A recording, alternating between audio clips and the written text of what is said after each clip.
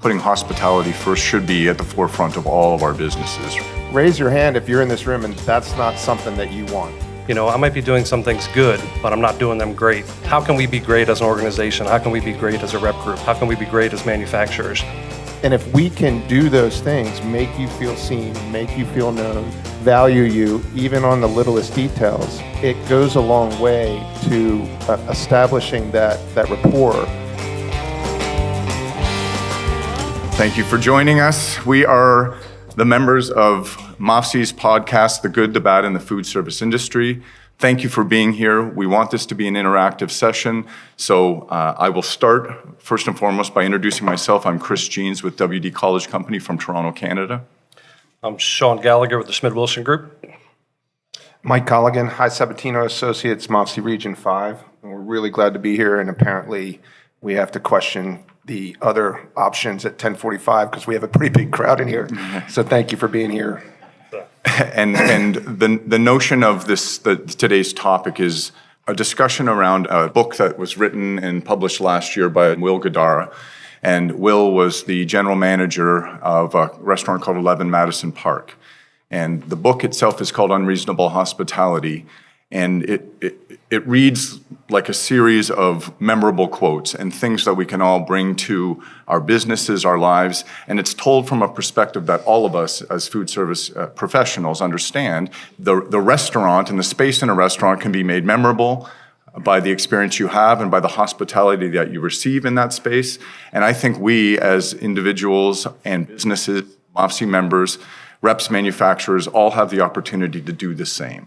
And we're going to start this conversation by giving examples of where Mike and Sean and I have had experiences of unreasonable hospitality.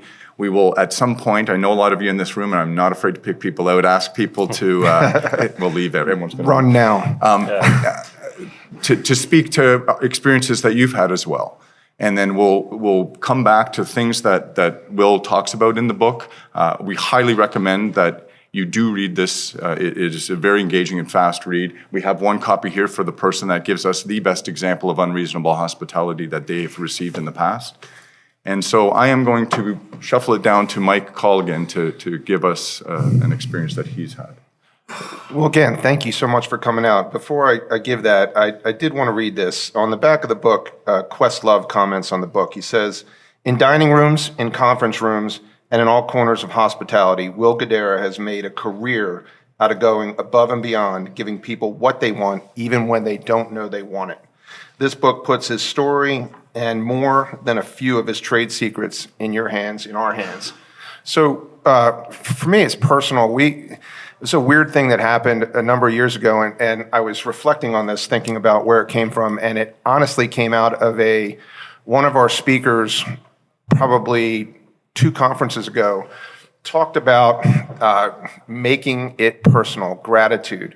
And I walked away from that conference and that speaker, and it occurred to me that we've all been inundated with emails of orders, and they come in at we're blessed to say at a good volume.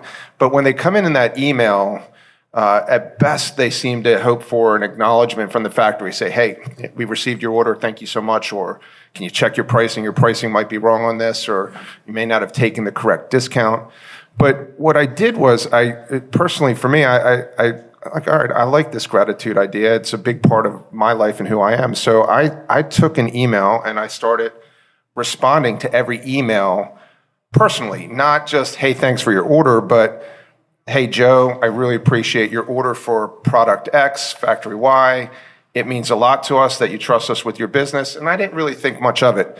Then all of a sudden, we had at the time a customer service manager who's since retired who was very terrified of change and didn't communicate with people, but she was really good at her organizational stuff. And all of a sudden, I see that she's saying, hey, very personally, thank you so very much for this, or thank you so very much for getting back to us. We really appreciate it.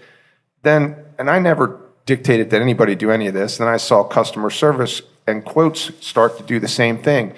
Then what I noticed was orders came through more and more. And when there was a problem, and God knows, everyone in this room knows that there are problems from time to time. But what we saw was more grace because it was personal. It wasn't like, where's my stuff? I need it now, or my stuff's broken. It was, hey, I understand stuff happens. Can you get this taken care of? And there was a grace shared between us and the customer, us and that relationship.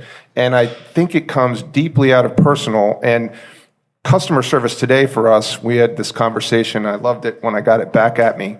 I said, we do two things, Brian. We manage expectations and we make miracles happen.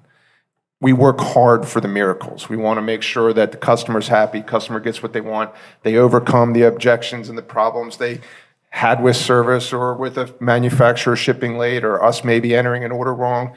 They get that taken care of. So when I called him about something, I said, how's it going today? He says, made 4 miracles happen, Mike. We're doing great. And I was like, that's where we want to go. We want to go above and beyond. And that to me is what this book was about. When this book came up, and Chris, I think, was the first one to ask us, if we had heard of it or if we had a chance to read it yet. And I think both Mike and I had not. And we kind of dove into, all right, let's see what this book is. What is Unreasonable Hospitality? And there's so many good things in this book that you can take to your business and, really understand about how can we on a daily basis kind of go through and be better than what we are now. I think a lot of us think we're doing a really good job in our day-to-day, but when you step back and you read this book and you actually say, geez, I might be doing some things good, but I'm not doing them great. How can we be great as an organization? How can we be great as a rep group? How can we be great as manufacturers? So just to step back and give you a little bit of history about myself, I was a dealer for 19 years out of the Washington, D.C. area. Mike was actually, one of my reps that called on me for many years. And the dealership I worked with was a company called Adams Birch, and they had a travel program, back in the 90s and early 2000s before the web was so readily available. Just to kind of show you my age a little bit, we had a program, it was called Bon Voyage, and when you sold certain manufacturers throughout the year, some money went into a kitty or a travel fund for you, and they would send us overseas. So starting at 20, 21 years old, I was able to travel the world to, dine at a lot of the Michelin-rated restaurants, in France and in Italy and Asia, and kind of bring back what was happening overseas and to our customers, and to kind of talk about and kind of tell them about, the experiences that were had, whether it's the service levels that the restaurants were doing, or the different, China flatware and that they might have been using, that's something that was a little different than we were kind of doing here in the States. So it really allowed me to kind of travel and kind of experience some of these unreasonable hospitality events. But one of them that stuck to my mind was we were in NRA one year, and we were able to go to Charlie Trotter's restaurant. So there was 5 guys that I work with, and we all went to Charlie Trotter's in Chicago. And we had an unbelievable meal, and we're leaving. And I happened to see Charlie Trotter sitting at the bar, and he was talking to his wife. So I just interrupted him very politely, and I just asked if we could have a picture with him, and explained that we were here for NRA. He was very generous, took a picture with us, but after he took the picture, he's like, come on back to the kitchen, I'm gonna show you the kitchen. So he walked us through the kitchen, and then he took us over to a studio, in Chicago. He did a lot of the morning shows. And so he sat down, probably spent, 45 minutes with us out of his evening. It's probably, 10:30, 11 o'clock at night now. And we're getting ready to leave, and he said, what are you guys doing tomorrow at 12 o'clock? And, when Charlie Trotter asks you what you're doing tomorrow at 12 o'clock, you say, nothing. Whatever you want. What are you thinking? So he said, I have a restaurant, and it's called Trotter's To Go. I would like you guys to come up to my Trotter's To Go, and I want to, just meet me there at 12 o'clock. I got something for you. So we're like, all right. So, we all went to NRA in the morning, and we all left and took a taxi over to Trotter's, and it was a carryout restaurant. And we walk into his carryout restaurant. He has a table, and he has a table set in a corner for us. And he was there greeting us at the door. And he sits 5 of us down at the table, and he had brought his sommelier over from the restaurant from the night before, and he starts pouring us some wine, and had a 5-course meal planned for us, which was pretty impressive. And he brings a gentleman in, and his name was Reginald, and he said, this is number 1. And we're like, number 1, what do you mean, Charlie? So he said, this is the first employee I ever hired. And he was still with them, 20, 25 years later. And he starts telling us about his love of the industry, and how he would travel to all these restaurants. You know, he would go to the French Laundry, and he would sit at the bar, and he would just take notes, and he would talk to the waitress and the waiters, and he would talk to the bartenders, and he would, you know, describe the type of wine that he was having. And, you know, he was so detail-oriented, but he had such a passion for learning, and he wanted to be better than everybody else. And he wanted to make sure that when a customer left his restaurant, that they had, you know, one of the best experiences, kind of like Will Guidara has done with 11 Madison Park. And when we were there, he just started, you know, telling us his whole life story, and we didn't really think a lot of it. I mean, you got Charlie Trotter serving you, you know, food for a couple hours, and you know, but he told us story after story about, you know, what he would do and how he would, you know, research things, and it was so impressive when we all left. You know, we were talking about it, and I don't know if anybody knows Charlie Trotter, but he usually is, you know, had come across as very arrogant, very pompous, you know, kind of a real asshole, and so we come back and we're telling everybody about how kind and gentle and thoughtful he was, and they're like, "Are you kidding me? Like, is this the same guy?" Well, about 10 months later, he passed away, and I think he had a brain tumor, if I'm not mistaken, and we all believe that he knew that he was sick and that he just wanted to pass his passion on to the industry, and he knew that we were there and that we you know, loved the industry enough that we wanted to, you know, take the time out of the day to go. It was super special, but you know, when we left, he wouldn't let us pay for the meal. He picked up the whole thing, and but it was just about him sharing his passion. And I could tell you story after story that he had gone through, but I know we only got 45 minutes here for you guys. But it was just something that, you know, when you left, you just left and you're like, man, that's special. That was a very special moment in time that we got to be a part of. So That's a very cool story, Sean. And I was going to tell a story, but I don't know that I can match that. What I will do is segue from that into what Will Guidara talks about, because his main goal, and from the beginning of the book, it states it outright that when he first started working at 11 Madison Park, his goal was to make it the best restaurant in the world. And so all of the details that go into that, and you think back to our businesses and how we perceive that we want our businesses to be the best at what we do. What are the little things that you need to do in order to make those things happen? And as I mentioned before, page after page of notes that I took, things that I wrote down because they're meaningful expressions of what he perceived as part of the formula they're going to have to use in order to get to that accreditation, and they did. No surprise, I don't think I'm spoiling anything. Starts with the one constant, as he calls it, is that the human being has a desire to be serviced, and it can't go away. And so if you know that, and you know that people, as they come into your restaurant, or if they enter your business, or if you're about to go and enter their business, what is it that you can do as an individual or a business that makes people feel as if they have been or have received service because that's what they want? And constantly through this book, little notions of how that they achieved all of the success that they planned for themselves and how long it took to do it, how each person in their operation became a part of that. There's a chapter that talks about how they wanted each individual in the restaurant to have ownership of something. And from all the way down to the spoons. Somebody was in charge of what spoons they used. Somebody was in charge of what coffee they got. Somebody was in charge of their beer program. And he gave all of the people in that space the authority to make decisions as it came to those different aspects of their business. And I mean, since then, it's an important part of our business for each person to have one thing that they do and do especially well and have authority to do that thing. And it has become a source of pride for our business, for me to be able to say to any manufacturer that visits that this person does that thing. And I know that if they were to ask that person about that thing that they do, that they would answer that they're in charge of that thing. And it's become a part of what we do, inspired by this book. I'll throw it over to my colleagues here as my bracelet falls off. For some other parts of the book that you found inspiring. I'll jump in. Yeah, so I broke the book down into like 5 cool themes. Customer-centric approach, innovation of culinary arts, creating an inviting atmosphere, exceeding expectations, and personalized interactions. There was a really small story in the book that jumped out at me.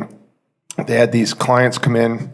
They had brought in their suitcases, and he exclaimed that I love when I saw the suitcases. That meant to me, excuse me, that they were either starting or ending their stay, their culinary journey in New York with my restaurant. He greeted them, spoke to them, said, we've been here, we've been to Noma, we've been to this restaurant, and we're wrapping it up and we head home today. It's the only thing that we didn't get to do is have this, famous New York hot dog. So he makes this note, right? And he gives the signals, everybody's doing their water service, drink service, and he runs out of the restaurant to the hot dog stand that was right next door to 11 Madison Park. And he brings in this hot dog to the chef, and he's like, I need you to plate this up. And the chef's like, are you kidding me? I want to plate this hot dog. He says, trust me, you got to do this. And so he cuts it into 4, puts some beautiful mustard, some beautiful condiments on their plate, and makes it absolutely look like a 4-diamond restaurant for a hot dog. And he brings the hot dog out to the table. They absolutely lost their minds, right? They could not believe that they would do that and go to that lengths just for customer service. So here he is, he buys a $2 hot dog outside, and he creates an impression and that will be memorable forever for that guest. And the challenge that I looked at when I heard that is what things can I do in my business world that make things permanently memorable for my guests, my clients, and how do you do that? And there are a million different ways. He went on to say that it's not what you do, it's not the value of the gesture. Doesn't matter if you brought a $500 bottle of Dom Perignon to the table or you brought a hot dog. It was how you made them feel. So when we think about that, how did you make them feel? That can go to the person sitting next to you. That can go to your coworkers at work, people above you, people below you, and everyone you come in contact with. My granddaughter would come visit us every summer, and we went to Publix to grab some food, the grocery store, and I looked at the checkout girl and I said, "Hey, your hair looks really nice today." And my granddaughter's with me, and she gives me this look like, "Pops, what are you doing?" And it's like, yeah, she asked me about in the car. I said, you never know how anybody's doing, right? But if you have any way to say something nice, to just lift them up, you have no idea how you can change their day, right? So she says, oh, that's really neat. She calls what I tell her popisms. So we get home, and we're not in the house for 2 seconds, and she looks at my wife, she goes, Nana, Pops was flirting with the checkout girl at the supermarket. Message lost. Oh, man, that's good. So there's so many different takeaways from the book. Mike had talked about the hot dog, which was a really good thing that they did. There's, just story after story that he gives, and there's one about a family that was in there, and they had their 2 kids, and it was snowing out, and the rest, happened to be snowing out in New York City, and these kids had never seen snow before, and it's just about the perception of the waiters or the waitresses, or Will, as he was walking through the dining room, just hearing something that in passing, and it wasn't even necessarily a comment that was made to them. Well, during dinner, and he had ordered a car service to come pick him up, and he had sent somebody out to get some sleds. And, after they wrap up this, beautiful meal at the restaurant, he had hats and gloves, and he sent the car to take him to Central Park for these kids that had never seen snow before to go sledding.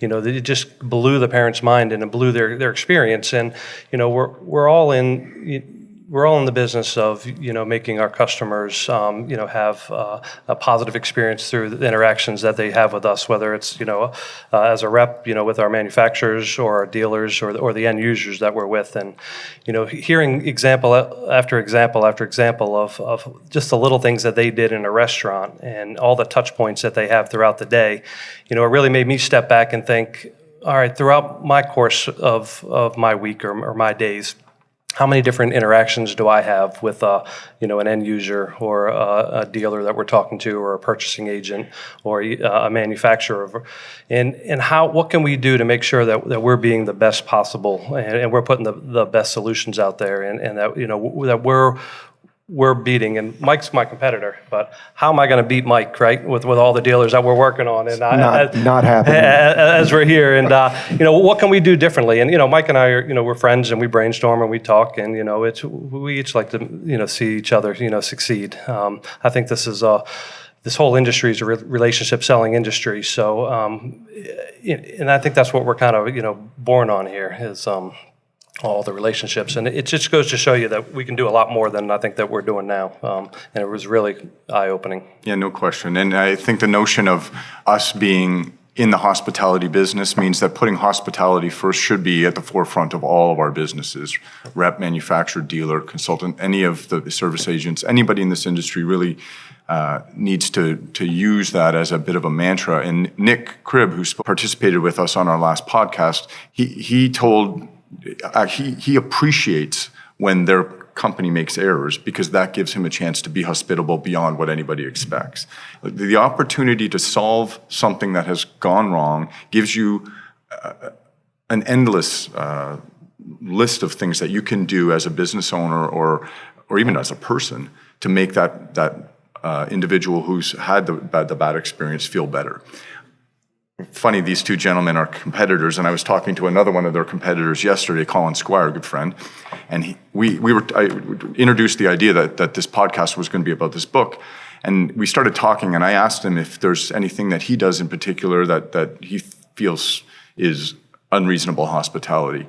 And he thought for a second, he said, you know what, the one experience I had for having done something that I know was super memorable was he had a manufacturer that had come over from overseas, and that manufacturer came at a time when the cherry blossoms were blooming in DC around the mall. And he took time, they went away from whatever it was they were doing, and he made a point of driving that person through that experience in his city.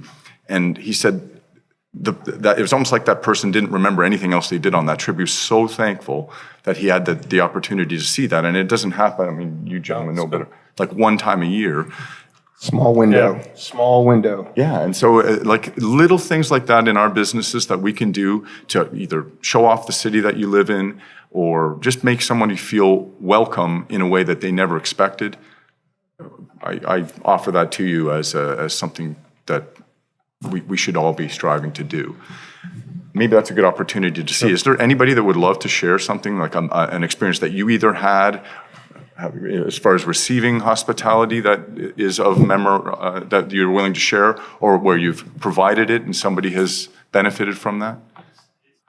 I better go before Chris calls me out. I didn't make it for the back door, but Rob Vass, Permul Foodservice Equipment out of Toronto, Canada. Hey, Rob. So, quick story, really neat story. I've had the pleasure of traveling to Toronto. I live in London, Ontario, between Toronto and Detroit. Traveled to Toronto for business and have for many years, and had the pleasure of staying at a Sheridan property right next to the airport.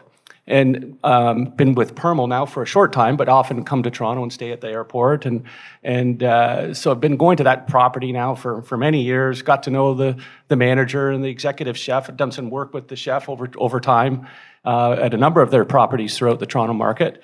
And I just had a recent stay where I was checking in, and there was a new person at the concierge desk.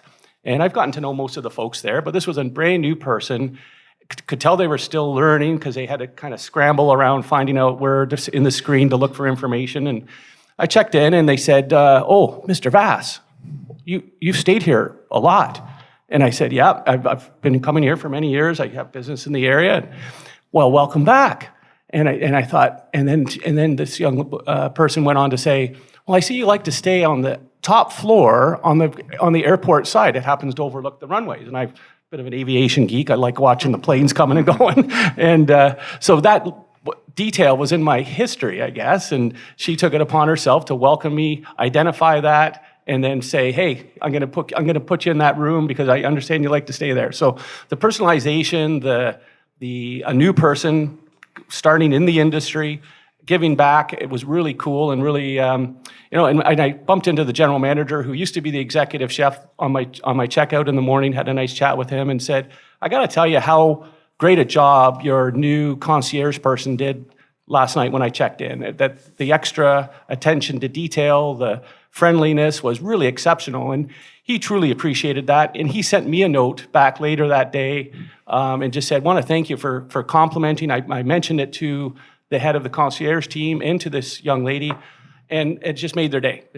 But it made my day too, because I was recognized as a regular person that stayed at the property. So that's my story. And you'll likely never stay anywhere else. When you come to see Oh, it. that's Yeah. fantastic. Yeah. Thanks for sharing, Rob. Thanks, Rob. Hi, Lori Barger, EmberGlo. Hey, Lori.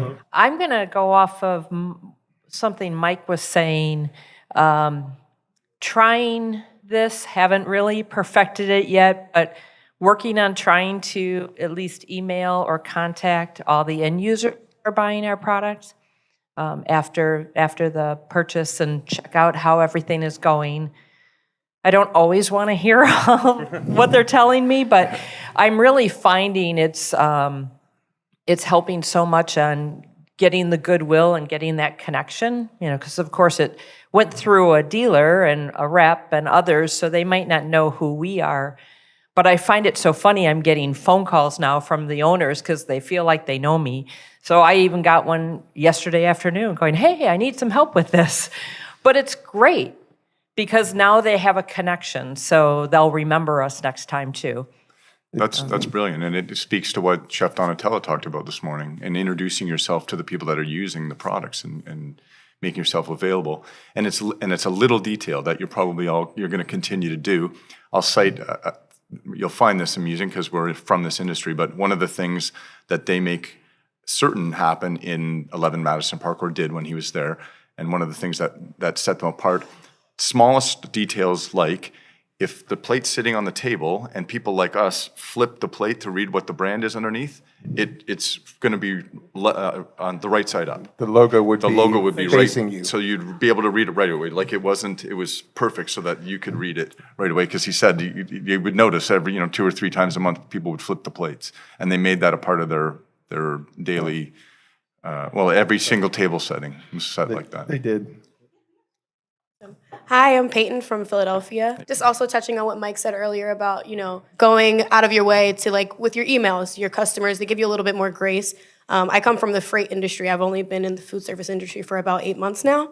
But yeah, thank you. In our training, they always told us, like, when you would start emailing your customers, we would start our week off with like a weekend recap. And like you said, Linda, was it? Lori? Sorry. It takes some time to kind of understand how far you can go with your customers. I had some customers who would share with me oh, my kid did this weekend, and they'd be calling me with updates, and some people weren't as receptive to it, but it did go a long way with when people want their products. When a load fell off, they would be more forgiving in that sense. Same with in this industry as well. If I can't get to a quote on time, me reaching out and being more personable with them throughout every other interaction, they're a little bit more forgiving, where it's not like, where's my quote? I need it now. They're more understanding, like you said. They give you a little bit more grace. So I think that was a good point, for sure. Thank you. It's been remarkable.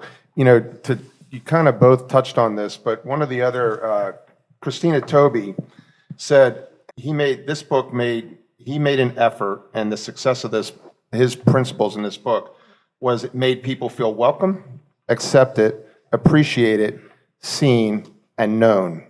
And I mean, raise your hand if you're in this room and that's not something that you want, because you are in a real minority. Chris touched on in the beginning, we all want experienced service. And if we can do those things, make you feel seen, make you feel known, value you, even on the littlest details, it goes a long way to establishing that rapport.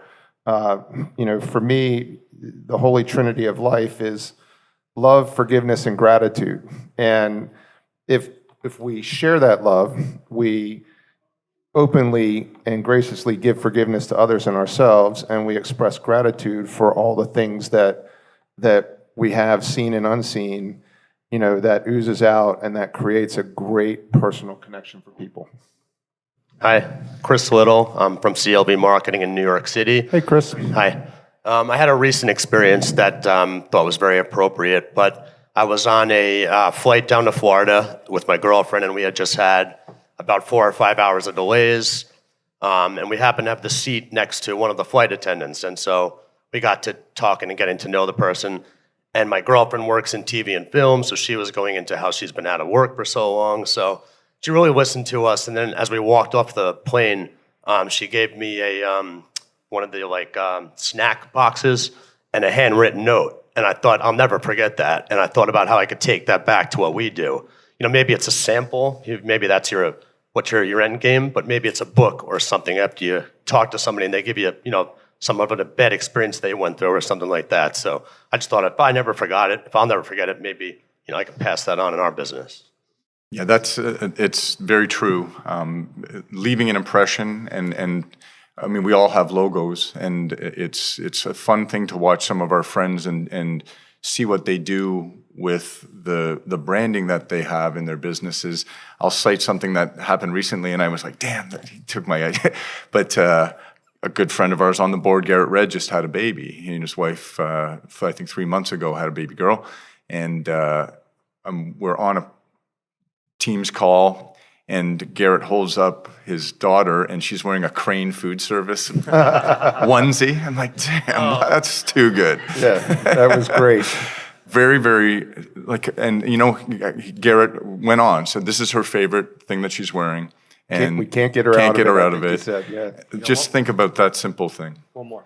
Got Clint Reed from Tennessee. I'm with Wellbilt, and I rent a lot of cars. And recently, I flew into Detroit, and it was right after one of their snowstorms, and it's freezing and it's still snowing. And so the individual walks me out to find my car, and I'm putting my bags in, and I'm so ready to leave. And I see them frantically looking around in the car. And finally, I asked them, I said, "What are you looking for?" And she said, "I'm looking for the scraper because you have got to have that before you leave here." And I was like, "Oh, thank goodness," because I'm from Tennessee. We don't worry about that, right? Don't know that we own them, actually. So I get in the car, and she's taking the scraper, and she's all bundled up, and she's out there busting the ice on the windshield wipers. And I said, "Do you need some help?" She said, "No, I'm just trying to make sure that your windshield wipers are working okay before you leave here." And I thought, that's pretty good. No one's ever done that. And for me, as somebody who would never think about anything like that, had she not, it would have been a more difficult drive. So I thought that was pretty good. And I tell those individuals when I see them, how much I like their car service better than, some of their other ones. So anyway. So I think we probably have to wrap this up, but I'll leave you with a couple things, if that's okay. Yeah. So one of the things they talk about is your customer's perception is our reality.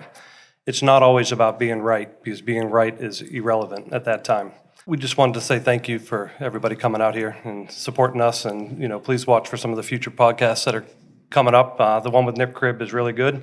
Anything else, Mike? Well, this is a podcast for the industry. So if you see any one of us, or you want to reach out to Allison or somebody like that with an idea for a future podcast, please let us know, because it's our purpose to deliver timely and valuable information to our family partners and our rep organizations. So thank you so much for coming out. Really appreciate it.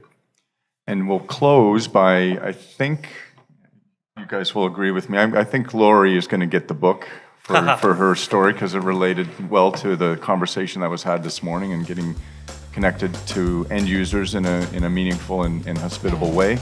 So thank you, everyone, for joining us today. Much appreciated.